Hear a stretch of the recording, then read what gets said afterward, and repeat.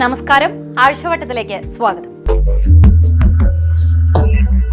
സംഗതിയൊക്കെ ആവശ്യമാണ്, പക്ഷേ ആശങ്ക മാറ്റിയിട്ട് മതി എന്ന് മാത്രം. കടൽക്കരയിൽ താമസിക്കുന്നവർക്ക് സുരക്ഷ എന്ന നിലയിലാണ് കടൽ ഭിത്തി നിർമ്മിക്കുന്നത്. എന്നാൽ തോന്നിയ പോലെ കടൽ ഭിത്തി നിർമ്മിച്ച സ്ഥലം വിടണ്ട എന്ന നിലപാടിൽ പ്രദേശവാസികളും. ഒരു സൗകര്യമൊരുക്കുമ്പോൾ എന്തിനാണ് വിലങ്ങുതടിയായി നിൽക്കുന്നതെന്ന് തോന്നിയാൽ തികച്ചും സ്വാഭാവികം. പക്ഷേ കാര്യമറിഞ്ഞാൽ പ്രദേശവാസികൾ പറയുന്നത് ശരിയല്ലേ എന്ന് തോന്നിയാൽ അതും സ്വാഭാവികം. അണ്ടത്തോട് കടൽഭിത്തി കെട്ടുവാൻ കരിങ്കല്ല് കൊണ്ടുവന്ന ലോറി നാട്ടുകാരുടെ നേതൃത്വത്തിൽ തടഞ്ഞു. കടൽഭിത്തി നിർമ്മാണത്തിനു മുമ്പായി തീരദേശ ജനങ്ങളുടെ ആശങ്ക അകറ്റണമെന്നാവശ്യപ്പെട്ടായിരുന്നു നാട്ടുകാരുടെ പ്രതിഷേധം. നീണ്ടുകിടക്കുന്ന കടൽ തീരത്ത് 500 മീറ്റർ മാത്രമാണ് ഭിത്തി കെട്ടുന്നത്. ഇത് മത്സ്യത്തൊഴിലാളികളെ ദുരിതത്തിലാക്കാനാണെന്നാണ് ആക്ഷേപം. 4.5 കോടി രൂപ ചെലവിൽ 500 മീറ്റർ ദൂരമാണ് നിർമ്മിക്കുന്നത്. നിർമ്മാണത്തിന് ശാസ്ത്രീയ പഠനം നടത്തിയില്ലെന്നും ബീച്ചിൽ പുലിമുട്ട് സംവിധാനമാണ് വേണ്ടതെന്നുമാണ് പ്രദേശവാസികൾ ആവശ്യപ്പെടുന്നത്. ഇത് വകവയ്ക്കാതെയാണ് അധികൃതർ ഭിത്തി നിർമ്മാണത്തിനായി സാമഗ്രികൾ അടുപ്പിക്കാൻ തുടങ്ങിയത്. ദിവസങ്ങൾക്ക് മുമ്പും കല്ലുമായി ലോറികൾ എത്തുകയും പ്രദേശവാസികൾ തടയുകയും ചെയ്തിരുന്നു. തുടർന്ന് വ്യാഴാഴ്ച വീണ്ടും അണ്ടത്തോട് ബീച്ചിൽ 2 ലോഡ് കല്ലുമായി ലോറി എത്തി. നിർമ്മാണ പ്രവർത്തനങ്ങൾ നടത്താൻ അനുവദിക്കില്ലെന്ന് പ്രദേശവാസികളും MLAയുമായി ബന്ധപ്പെട്ടെങ്കിലും നിർമ്മാണം തുടരട്ടെ, ചർച്ച പിന്നീടാകാം എന്ന നിലപാടായിരുന്നു. ഇതേ നിലപാടിലായിരുന്നു പഞ്ചായത്ത് പ്രസിഡന്റും വൈസ് പ്രസിഡന്റും. തുടർന്ന് നാട്ടുകാർ റോഡിൽ കുത്തിയിരുന്ന് പ്രതിഷേധിച്ചു. ഇതിനു മുമ്പ് 3 തവണ കല്ലുമായി വന്നപ്പോഴും നാട്ടുകാർ തടഞ്ഞെങ്കിലും ഇനി ചർച്ച കഴിഞ്ഞു മാത്രമേ കല്ലിറക്കൂ എന്ന ഉറപ്പിലാണ് ലോഡ് ഇറക്കുവാൻ നാട്ടുകാർ സമ്മതിച്ചത്. എന്നാൽ വീണ്ടും കരിങ്കല്ലുകളുമായി ലോറികൾ എത്തുന്നത് തുടർക്കഥയായതോടെയാണ് നാട്ടുകാർ പ്രതിഷേധവുമായി എത്തിയത്. പുന്നൂർക്കുളം പഞ്ചായത്തിലെ 6 വാർഡുകളിൽ തീരദേശവാസികളോട് യാതൊരു കൂടിയാലോചനയും നടത്താതെ അശാസ്ത്രീയമായാണ് കടൽഭിത്തി നിർമ്മിക്കുന്നത് എന്നാണ് നാട്ടുകാർ പറയുന്നത്. മാത്രമല്ല, ജില്ലാ അതിർത്തിയായ കാപ്പിരിക്കാട് ഇത്തരത്തിൽ ഭിത്തി കെട്ടിയതിന്റെ ദൂഷ്യഫലമായാണ് പെരിയമ്പലത്ത് തീരം കടലെടുക്കാൻ കാരണമെന്നും ജനങ്ങൾ ആരോപിക്കുന്നു. നിലവിൽ അണ്ടത്തോട് ബീച്ചിൽ 500 മീറ്റർ മാത്രമാണ് കടൽഭിത്തി കെട്ടുവാൻ തയ്യാറായിട്ടുള്ളത്. ചർച്ച നടത്തി ജനങ്ങളുടെ ആശങ്ക പൂർണ്ണമായും പരിഹരിച്ചതിനു ശേഷമേ നിർമ്മാണം അനുവദിക്കൂ എന്ന നിലപാടിലാണ് നാട്ടുകാർ. ACP TS സിനോജ് സ്ഥലത്തെത്തി പ്രതിഷേധക്കാരുമായി ചർച്ച നടത്തി. കൊണ്ടുവന്ന 2 ലോഡ് ഇറക്കുവാൻ അനുവദിക്കണമെന്നും തുടർന്ന് ചർച്ചയ്ക്ക് ശേഷം കല്ലുകൾ ഇറക്കുകയുള്ളൂവെന്നും ഉറപ്പു നൽകിയതിനു ശേഷമാണ് പ്രതിഷേധം അവസാനിപ്പിച്ചത്. പ്രതിഷേധത്തിൽ കുട്ടികളും സ്ത്രീകളടക്കം നിരവധി പേരും പങ്കെടുത്തു. കാപ്പിരിക്കാടും പാലപ്പെട്ടിയിലൊക്കെ കടൽ ഭിത്തിട്ടതിന്റെ പേരിൽ പെരിയമ്പലം തങ്ങൾപ്പടിയൊക്കെ ഉണ്ടായ ദുരനുഭവം ആൾക്കാർക്ക് ഓർമ്മ ഉള്ളത് കൊണ്ട്, ആ പ്രയാസകരമായ സംഭവങ്ങൾ എല്ലാവർക്കും അറിയുന്നത് കൊണ്ട് അത്തരം ഘട്ടങ്ങളിൽ അത്തരം സാഹചര്യങ്ങൾക്ക് പോകരുത്, നമ്മുടെ നാടിനെ നശിപ്പിക്കരുതെന്നുള്ള ആശങ്കയാണ് നമ്മൾ ഉയർത്തിയിട്ടുള്ള MLA. അപ്പോൾ MLA പറഞ്ഞത് നിയമസഭാ സമ്മേളനം കഴിഞ്ഞ് കഴിഞ്ഞാൽ ഇറിഗേഷൻ ഡിപ്പാർട്ട്മെന്റ് ആളുകളായിട്ട് ഞാൻ വന്നിട്ട് നമുക്ക് ഗ്രാമസഭ പോലെ വിളിച്ചു കൂട്ടി കാര്യങ്ങൾ ആശങ്ക പരിഹരിച്ച് പണി തുടങ്ങാമെന്നാണ് നമുക്ക് ഉറപ്പ് വന്നിട്ടുണ്ടായിരുന്നു. ഇപ്പോൾ അതിനിടയിലാണ് ഈ കല്ലായിട്ട് വന്നിട്ടുള്ളത്. ആശങ്ക പരിഹരിക്കാതെ കല്ലായിട്ട് വന്നിട്ടുള്ള കാര്യം നമ്മൾ ഇടാൻ അനുവദിക്കില്ല. അറസ്റ്റ് വരിക്കാൻ നമ്മൾ തയ്യാറാണ്. നമ്മളിതിൽ രാഷ്ട്രീയമൊന്നുമില്ല. രീതിയിൽ സതുദ്ദേശം ഉണ്ടെങ്കിൽ തീർച്ചയായിട്ടും അതിനെ പറയുന്നത്. നിങ്ങൾക്ക് ഇതിൽ സതുദ്ദേശവും നിങ്ങളുടെ ഈ കാര്യങ്ങളുടെ സംശയങ്ങളും മറ്റു നിവാരണം ചെയ്യേണ്ടതെങ്കിൽ അത് നിവാരണം ചെയ്യാം. അത് ചെയ്യണം. അത് ഞാനല്ല ചെയ്യേണ്ടത്, അത് ചെയ്യേണ്ടവർ ചെയ്യും കേട്ടോ. MLA സാറായിട്ട് സംസാരിച്ചിട്ടുണ്ട്. നിങ്ങൾ ഇവിടുത്തെ റെപ്രസെന്റ് ചെയ്ത ആൾക്കാരെ സംസാരിച്ചിരുന്നതാണ് പറഞ്ഞറിഞ്ഞത്. നമുക്ക് ആ പറഞ്ഞറിവ് മാത്രമല്ല. പ്രധാന രാഷ്ട്രീയ പാർട്ടികളും മത്സരത്തിലും ഉൾപ്പെടെയുള്ള ആളുകൾ കടപ്പുറത്ത് ഇത് ചർച്ച ചെയ്തിട്ട് ഇനി ഒരു ആശങ്ക ഇല്ലാത്ത രീതിയിൽ ആശങ്ക പരിഹരിച്ചതിന് ശേഷം നമുക്ക് ലോഡ് ഇങ്ങോട്ട് വന്നാൽ മതി എന്നുള്ള യോഗം പാസ്സാക്കിയതാണ്. ഇതിപ്പോ കഴിഞ്ഞ എത്ര ദിവസം 4 ദിവസമായി അത് ലംഘിക്കപ്പെട്ടിരിക്കുകയാണ്. അപ്പൊ നമ്മളിപ്പോ ഇത്രയും കാര്യങ്ങൾ പറഞ്ഞു മനസ്സിലായല്ലോ.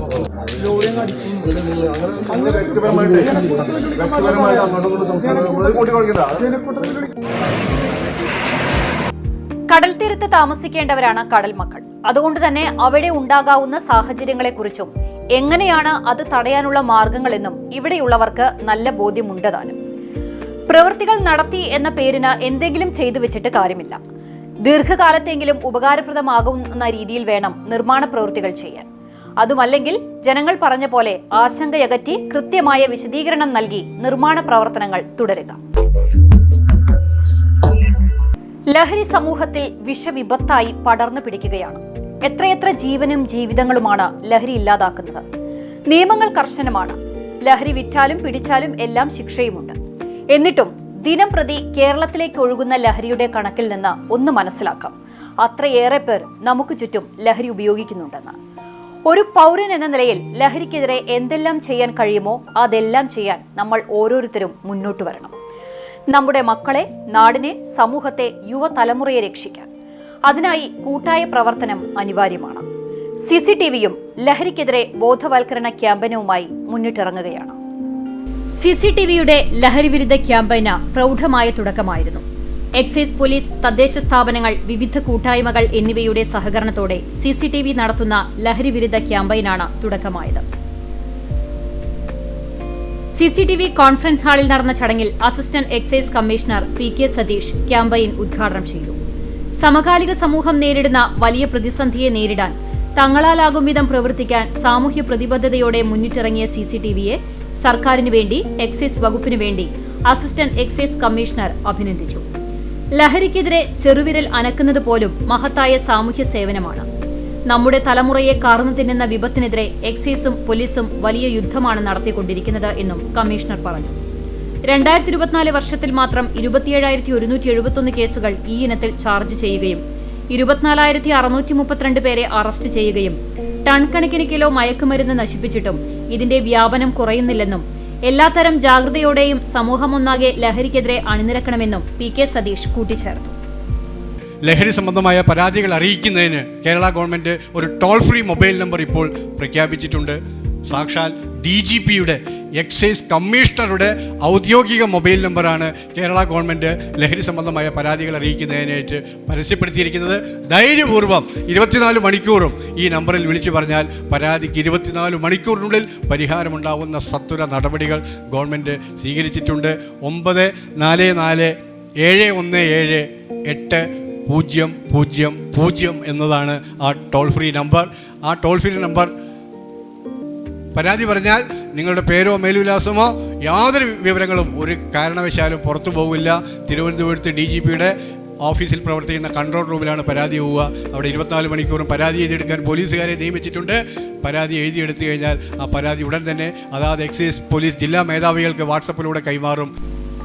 കുന്നംകുളം നഗരസഭാ ചെയർപേഴ്സൺ സീതാ രവീന്ദ്രൻ അധ്യക്ഷത വഹിച്ചു. Excise Thrissur range officer Latheef ലഹരി വിരുദ്ധ പ്രതിജ്ഞ ചൊല്ലി. മയക്കുമരുന്നും സമൂഹത്തിൽ വരുത്തിവെക്കുന്ന മാരകവും വ്യാപകവുമായ വിപത്തിനെക്കുറിച്ച് എനിക്ക് നല്ല ബോധ്യമുണ്ട്. ആയതിനാൽ എൻ്റെ ജീവിതകാലം മുഴുവൻ എല്ലാതര ലഹരി ഉപയോഗങ്ങളിൽ നിന്നും. Kunnamkulam police SHO UK Shajahan മുഖ്യപ്രഭാഷണം നടത്തി. ലഹരിമരുന്ന് തലവന്മാർക്ക് ഗുണ്ടാ തലവന്മാർക്കെന്ന പോലെ വീരപരിവേഷം ലഭിക്കുന്നുവെന്നും സാമൂഹ്യ മാധ്യമങ്ങളിൽ വ്യാപരിക്കുന്ന യുവതലമുറ അന്ധമായി ഇവരെ അനുകരിക്കുന്നുണ്ടെന്നും അദ്ദേഹം പറഞ്ഞു. ഗുണ്ടാ തലവൻ എന്നൊക്കെ പറഞ്ഞു കഴിഞ്ഞാൽ നമ്മുടെ കാലത്തൊക്കെ നമ്മൾ മാറ്റി നിർത്തുന്ന ആളാണ്. ഇപ്പോൾ ഗുണ്ടാ തലവൻ്റെ ഓട്ടോഗ്രാഫ് മേടിക്കാൻ വേണ്ടിയിട്ട് കുട്ടികൾ ചെല്ലുന്ന അവസ്ഥയാണ്. അത് നമ്മുടെ സമൂഹത്തിലുണ്ടായിട്ടുള്ളൊരു മാറ്റമാണ്. ആ മാറ്റമാണ് നമ്മൾ കണ്ടെത്തിയിട്ട് പരിഹരിക്കേണ്ടത്. അതായത് ഈ കുട്ടികളിലാണ് നമ്മൾ ഇത്തരത്തിലുള്ള നമ്മുടെ. Chowwanur block panchayat president Ancy Williams, Bethany school principal father Yakub OIC, chamber of commerce president KP Saxon, excise Kunnamkulam range inspector Sivasankaran, നഗരസഭാ കൗൺസിലർമാരായ Biju C Baby, KK Murali, ward councillor Labeeb Hasan, junior health inspector Binju C Jacob തുടങ്ങിയവർ സംസാരിച്ചു. CCTV managing director TV Johnson സ്വാഗതവും news and programme director KC Jose നന്ദിയും പറഞ്ഞു. ജീവിതമാണ് ലഹരി എന്ന കാഴ്ചപ്പാടാണ് വേണ്ടത്. ജീവിതം എന്നത് വളരെ കുറച്ച് സമയം കിട്ടുന്ന ഒന്നാണ്. അത് വേണ്ട വിധത്തിൽ ഉപയോഗിക്കാൻ കൂടി കഴിയണം. സ്വന്തം ജീവിതം മാത്രമല്ല, ചുറ്റുമുള്ളവരുടെ ജീവിതവും ഇല്ലാതാക്കിക്കൊണ്ടുള്ള ലഹരി ഉപയോഗം വരുത്തിവെക്കുന്ന ദോഷഫലങ്ങൾ എന്തൊക്കെയാണെന്ന് സ്വയം വിലയിരുത്തുകയും വേണം. ഇനിയെങ്കിലും ലഹരി എന്ന മഹാവിപത്തിനെ കൂട്ടുപിടിക്കാതിരിക്കുക. അതിനായി ഒത്തൊരുമയോടെ ആത്മാർത്ഥമായി പ്രവർത്തിക്കുക. മാലിന്യമുക്ത കേരളമെന്ന് തോരാതെ പറഞ്ഞു നടന്നിട്ട് ഒരു കാര്യവുമില്ല. കാര്യക്ഷമമായ പ്രവർത്തനങ്ങൾ കൂടി ചെയ്യണം. ഇല്ലെങ്കിൽ പൊതുനിരത്തുകൾ മാലിന്യ കൂമ്പാരമാകും. ആളുകൾ രോഗശാന്തി നൽകുന്ന ഇടങ്ങൾ തന്നെ രോഗം വരുത്തിവെക്കുന്ന സങ്കേതങ്ങളായാലോ? പറഞ്ഞു വന്നത് എരുമപ്പെട്ടി സാമൂഹികാരോഗ്യ കേന്ദ്രത്തിലെ മാലിന്യ കാഴ്ചയെക്കുറിച്ചാണ്. കണ്ടറിഞ്ഞ് ചെയ്യാത്തവർ കൊണ്ടറിഞ്ഞേ ചെയ്യൂ എന്ന് പറയുന്നത് പോലെ. വടക്കാഞ്ചേരി ബ്ലോക്ക് പഞ്ചായത്തിന് കീഴിലുള്ള എരുമപ്പെട്ടി സാമൂഹികാരോഗ്യ കേന്ദ്രത്തിൽ കെട്ടിക്കിടക്കുന്ന പ്ലാസ്റ്റിക് മാലിന്യം അധികൃതർ നീക്കം ചെയ്യാത്തതിനെതിരെ കോൺഗ്രസിന്റെ പ്രതിഷേധം. പ്ലാസ്റ്റിക് മാലിന്യ നിർമ്മാർജ്ജന പദ്ധതികൾ നടപ്പിലാക്കുകയും ബോധവൽക്കരണം നടത്തുകയും നിയമം ലംഘിക്കുന്നവർക്കെതിരെ പിഴ ചുമത്തുകയും ചെയ്യുന്ന ആരോഗ്യവകുപ്പ് പ്രവർത്തിക്കുന്ന എരുമപ്പെട്ടി സർക്കാർ ആശുപത്രിയിലാണ് മാലിന്യങ്ങൾ കെട്ടിക്കിടക്കുന്നത്. വെള്ളക്കുപ്പികളും പ്ലാസ്റ്റിക് വസ്തുക്കളും ഭക്ഷണം കൊണ്ടുവരുന്ന അലൂമിനിയം പേപ്പർ പാത്രങ്ങളും ആശുപത്രിക്ക് ചുറ്റും വലിച്ചെറിഞ്ഞ നിലയിലാണ്. വെള്ളമുള്ളതും ഇല്ലാത്തതുമായ കുപ്പികൾ പല സ്ഥലങ്ങളിലും കൂട്ടിയിട്ടിട്ടുണ്ട്. ത്രിതല പഞ്ചായത്തുകൾക്ക് കീഴിൽ പ്രവർത്തിക്കുന്ന പല സ്ഥാപനങ്ങളിലും ഇതേ അവസ്ഥയാണുള്ളത്. എരുമപ്പെട്ടി പഞ്ചായത്തിലെ മുഴുവൻ വാർഡുകളും സമ്പൂർണ്ണ മാലിന്യമുക്ത വാർഡുകളാക്കി കഴിഞ്ഞ ദിവസമാണ് പ്രഖ്യാപിച്ചത്. പഞ്ചായത്തിലെ സ്വകാര്യ സ്ഥാപനങ്ങളിലും വീടുകളിലും ത്രിതല പഞ്ചായത്തുകളുടെ നേതൃത്വത്തിൽ ആരോഗ്യവകുപ്പ് ഉൾപ്പെടെ വിവിധ സ്ക്വാഡുകളെത്തി പരിശോധന നടത്തുകയും നിസ്സാര കാര്യങ്ങൾ ചൂണ്ടിക്കാട്ടി വൻ തുക പിഴയായി ഈടാക്കുന്നതായും കോൺഗ്രസ് ആരോപിക്കുന്നു. അതേസമയം ആരോഗ്യ പരിപാലനത്തിന് നേതൃത്വം നൽകുന്ന എരുമപ്പെട്ടി സർക്കാർ ആശുപത്രി പരിസരങ്ങളിൽ കൂട്ടിക്കിടക്കുന്ന പ്ലാസ്റ്റിക് മാലിന്യ കൂമ്പാരങ്ങൾ കണ്ടില്ലെന്ന് നടിക്കുകയാണെന്നും കോൺഗ്രസ് ആരോപിച്ചു. തുടർന്ന് കോൺഗ്രസ് മണ്ഡലം president MM Nishad, block vice president NK Kabeer, panchayat പ്രതിപക്ഷ നേതാവ് MC ഐജു എന്നിവർ ആശുപത്രിയിലെത്തി. ഹെൽത്ത് ഇൻസ്പെക്ടറോട് പരാതി ഉന്നയിച്ചു. പ്രശ്നത്തിൽ ഉടൻ തന്നെ പരിഹാരം കാണാമെന്ന് ഹെൽത്ത് ഇൻസ്പെക്ടർ ഉറപ്പു നൽകി. ഹരിതകർമ്മസേനയുടെ പേരിൽ ജനങ്ങളെ കൊള്ളയടിക്കുന്ന സമീപനമാണ് പഞ്ചായത്ത് സ്വീകരിക്കുന്നതെന്നും പ്ലാസ്റ്റിക് മാലിന്യം എടുത്താലും ഇല്ലെങ്കിലും വീടുകളിൽ നിന്ന് നിർബന്ധമായും യൂസർ ഫീയായ 50 രൂപ നൽകണമെന്ന നിയമം സാധാരണക്കാരായ ജനങ്ങളെ ബുദ്ധിമുട്ടിക്കുന്നതാണെന്നും ഇതിനെതിരെ ശക്തമായ സമരപരിപാടികൾ നടത്തുമെന്നും കോൺഗ്രസ് മണ്ഡലം കമ്മിറ്റി ആരോപിച്ചു.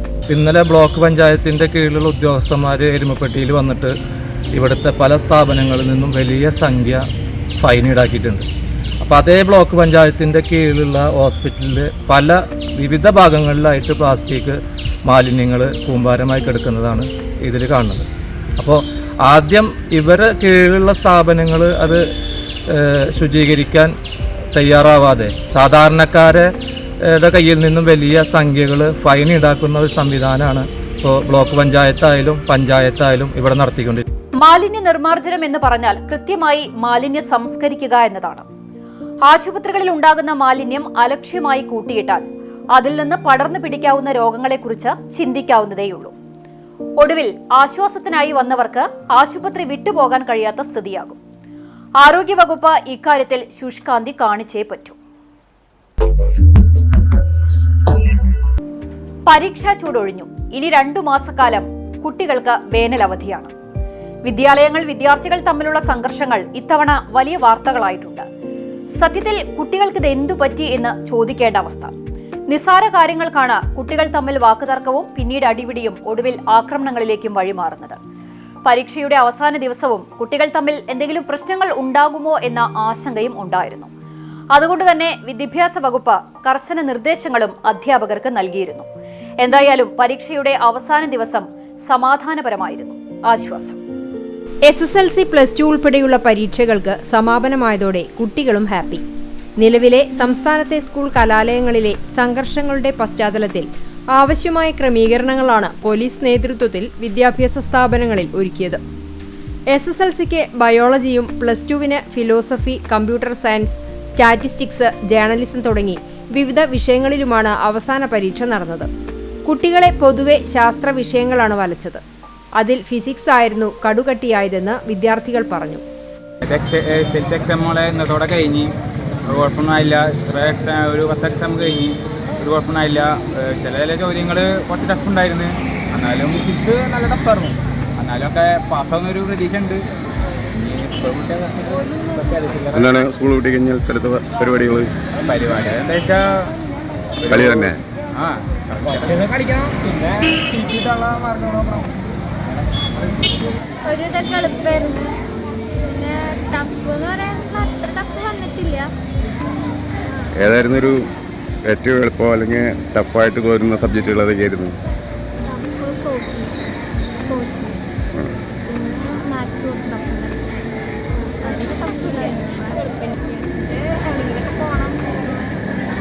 ചിലരെ സാമൂഹ്യശാസ്ത്രവും വലച്ചു. സംസ്ഥാനത്തെ ഉഷ്ണതരംഗത്തിന്റെ സാഹചര്യത്തിൽ പരീക്ഷകളുടെ സമയം നേരത്തെയാക്കിയിരുന്നു. ക്ലാസ് മുറികളിൽ കുടിവെള്ള സൗകര്യവും ഒരുക്കിയിരുന്നു. പൊതുപരീക്ഷകൾ അവസാനിക്കുന്ന ദിവസവും മധ്യവേനൽ അവധിക്ക് സ്കൂൾ അടയ്ക്കുന്ന ദിവസവും സ്കൂളുകളിൽ ഒരു ആഘോഷവും നടത്തരുതെന്ന് പൊതുവിദ്യാഭ്യാസ വകുപ്പ് നിർദ്ദേശം നൽകിയിരുന്നു. മുൻ വർഷങ്ങളിൽ ഇത്തരം ആഘോഷങ്ങളുമായി ബന്ധപ്പെട്ട് വിദ്യാർത്ഥി സംഘർഷങ്ങൾ ഉണ്ടായ സാഹചര്യത്തിലാണ് ഇത്തവണ ആഘോഷ വിലക്കുണ്ടായത്. വിദ്യാർത്ഥികളുടെ ആഘോഷങ്ങളൊന്നുമില്ലെന്ന് ഉറപ്പാക്കേണ്ട ചുമതല അധ്യാപകർക്കുണ്ടായിരുന്നു. അവസാന പരീക്ഷ കഴിഞ്ഞ് കുട്ടികളെ സ്കൂളുകളിൽ നിന്നും കൂട്ടിക്കൊണ്ടുപോകാൻ മിക്കയിടത്തും രക്ഷിതാക്കളെത്തി. SSLC ഉത്തരക്കടലാസുകളുടെ മൂല്യനിർണ്ണയം ഏപ്രിൽ 3 മുതൽ 11 വരെയും 21 മുതൽ 26 വരെയും 2 ഘട്ടങ്ങളിലായി നടക്കും. ഹയർ സെക്കൻഡറി മൂല്യനിർണ്ണയവും ഏപ്രിൽ 3 മുതലാണ്. ഫലപ്രഖ്യാപനം മെയ് 3-ാം വാരം നടത്താനാണ് ഉദ്ദേശിക്കുന്നത്. ഇതോടെ ഈ അധ്യയന വർഷത്തിന് സമാപ്തി കുറിച്ച് കുട്ടികൾ അവധിക്കാലത്തിന്റെ ആഹ്ലാദത്തിലേക്ക് പ്രവേശിക്കും. കുട്ടികൾക്ക് രക്ഷകർത്താക്കൾക്കും കുട്ടികൾക്കും വേണ്ടിയിട്ടുള്ള ഒരു മോട്ടിവേഷൻ ക്ലാസ്, അതുപോലെ വിദഗ്ധരായിട്ടുള്ള ആൾക്കാരെ കൊണ്ട് നമ്മൾ എല്ലാവർക്കും കൂടി ക്ലാസ് നടത്തിയിട്ടുണ്ടായിരുന്നു. പിന്നെ കുറച്ച് ടഫായിട്ടുള്ള വിഷയങ്ങളിൽ കുറച്ചും കൂടെ മികച്ച രീതിയിലുള്ള പ്രവർത്തനങ്ങൾക്ക് വേണ്ടി അധ്യാപകർ വൈകിട്ടുള്ള സമയങ്ങളിൽ, പിന്നെ കുട്ടികൾക്ക് പരീക്ഷയ്ക്ക് ഇരിക്കുമ്പോൾ പേടിയുള്ള കുട്ടികളുണ്ടായിരുന്നു, അവർക്ക് പേടി മാറ്റാൻ വേണ്ടി കൗൺസിലർ മുഖാന്തരം അതിന് ബന്ധപ്പെട്ട ആളുകളൊക്കെ കൂടി ക്ലാസ് കൊടുത്തിട്ടുണ്ടായിരുന്നു. കലാലയ കാലം എന്നത് ആഘോഷമാക്കേണ്ട കാലമാണ്, ഒരിക്കലും തിരിച്ചു കിട്ടാത്ത ഓർമ്മകളുടെ കാലം. 10ാം ക്ലാസ്സുകാരും പ്ലസ് ടുക്കാരും സ്കൂളിൽ നിന്ന് പിരിയുമ്പോൾ കൂട്ടുകാരെ പിരിയുന്നതിന്റെ വിഷമവും പല ക്ലാസ് മുറികളിൽ നിന്നും കാണാനായി. എന്തായാലും സൗഹൃദത്തിന്റെ നല്ല വശങ്ങൾ തിരിച്ചറിഞ്ഞ് വളരാൻ മാതാപിതാക്കളും കുട്ടികൾക്കൊപ്പം ഉണ്ടാകേണ്ടതുണ്ട്. ഒരു കാലഘട്ടത്തിന്റെ ഉച്ചനീചത്വങ്ങളെ വിളിച്ചു പറയാൻ ധൈര്യം കാട്ടിയ കലാകാരന്മാരാണ് നാടക കലാകാരന്മാർ.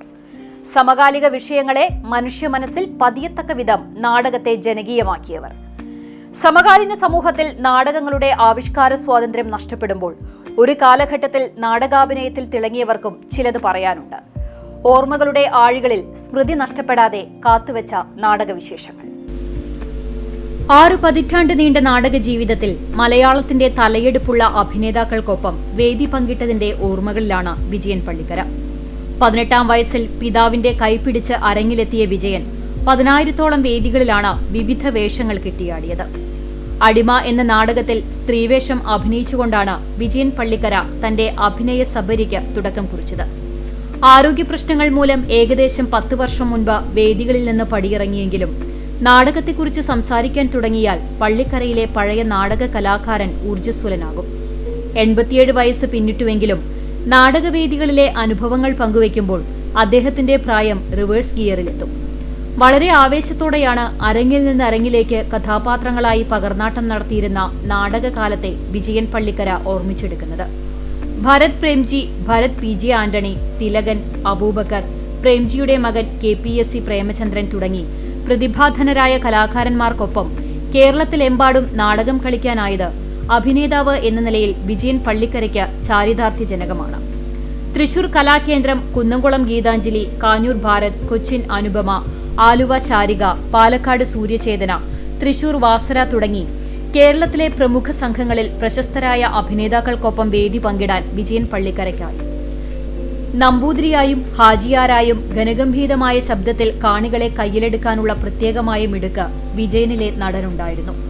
ഒരു കാലഘട്ടത്തിൽ കുന്നംകുളത്തെ വൈകുന്നേരങ്ങളിൽ വിജയൻ പള്ളിക്കരയുടെ ശബ്ദഗാംഭീര്യത്തിലാണ് വിവിധ സ്ഥാപനങ്ങളുടെ പരസ്യങ്ങൾ നാട്ടുകാർ അറിഞ്ഞിരുന്നത്. കുന്നംകുളം പഴയ ബസ് സ്റ്റാൻഡിന് മുകളിൽ പബ്ലിസിറ്റി ഏജൻസി നടത്തി അനൗൺസറായും തിളങ്ങിയിട്ടുണ്ട് വിജയൻ പള്ളിക്കര. നാടകത്തിൽ നിന്നും ആർജിച്ചെടുത്ത അഭിനയ മികവ് വിജയനെ സിനിമയിലേക്കും എത്തിച്ചു.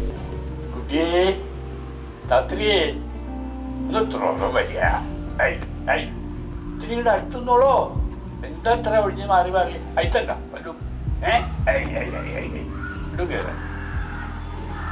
മുന്നിക്കൽ ഭഗവതിക്ക് വിളക്ക് വെച്ചിട്ട് എത്ര കാലായി? വീടിന്റെ കുലദേവതയാ, അത് മുടങ്ങണ്ട.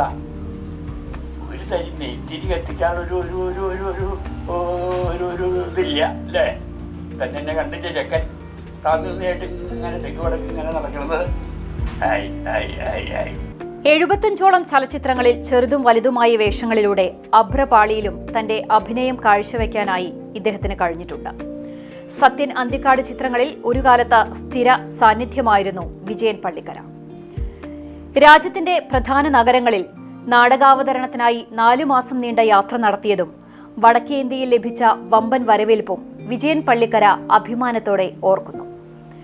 കുന്നംകുളം വടക്കാഞ്ചേരി റോഡിലെ വൃന്ദാവൻ സ്ട്രീറ്റിലുള്ള വീട്ടിൽ ഇപ്പോൾ അദ്ദേഹം കുടുംബത്തോടൊപ്പം സ്വസ്ഥമായി വിശ്രമ ജീവിതത്തിലാണ്. നിങ്ങൾ കാശിറക്കി കാശ് വാരുന്നു, ഞങ്ങൾ കണ്ടന്റ് ഇറക്കി കാശുണ്ടാക്കുന്നു. ബോളിവുഡിനെയും മറികടന്ന കോടികൾ ഉണ്ടാക്കുന്ന ബിസിനസ് മേഖലയായി മലയാള സിനിമ മാറിയപ്പോൾ ഉയർന്നു വന്ന ചോദ്യങ്ങൾക്ക് സമൂഹ മാധ്യമങ്ങളിൽ വായിച്ച മറുപടികളിൽ ഒന്നായിരുന്നു ഇത്.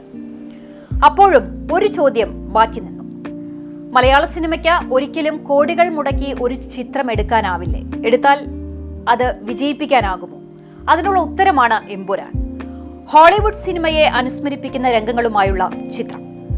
ലൂസിഫർ അവസാനിച്ചെടുത്തു നിന്നല്ല എമ്പുരാന്റെ വരവ്. കഥ തുടങ്ങുന്നത് ഉത്തരേന്ത്യയിൽ നിന്നാണ്. കൃത്യമായി പറഞ്ഞാൽ ഗുജറാത്തിലെ ഗോത്ര കലാപത്തിന്റെ ഓർമ്മപ്പെടുത്തലുകളുള്ള ഫ്രെയിമുകളിലൂടെ. കലാപത്തിന്റെ തീച്ചൂടിൽ നിന്ന് ജീവന്റെ തുരുത്തും തേടി യാത്ര ചെയ്യുന്നവർ. രാത്രിയിൽ അവർക്ക് ഒരു സുരക്ഷിത താവളം ഒരുങ്ങുന്നു. എന്നാൽ അവിടെ അവരെ കാത്തിരിക്കുന്നത് മറ്റു ചില ദുരന്തങ്ങളായിരുന്നു. ആ ദുരന്ത കാഴ്ചകളിൽ നിന്ന് നമ്മൾ നെടുമ്പള്ളിയിലേക്ക് യാത്ര ചെയ്യുകയാണ്, കേരളത്തിലേക്ക്. അവിടെ എല്ലാം മാറിമറിഞ്ഞിരിക്കുന്നു. സ്റ്റീഫൻ നെടുമ്പള്ളിയുടെ സാന്നിധ്യമില്ലാത്ത കേരളം.